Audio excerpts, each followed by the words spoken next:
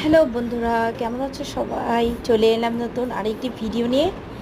তো আজকে ভিডিওটা একটু ডিফারেন্স। আমি আমার এই জায়গাটা কিছু গাছ লাগিয়েছিলাম, গাছগুলো আমি বিক্রি করে দিয়েছি।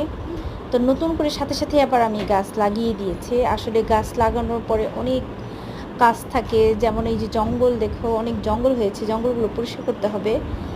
তো আমার গাছ লাগানোর সময়টা ভুল ছিল।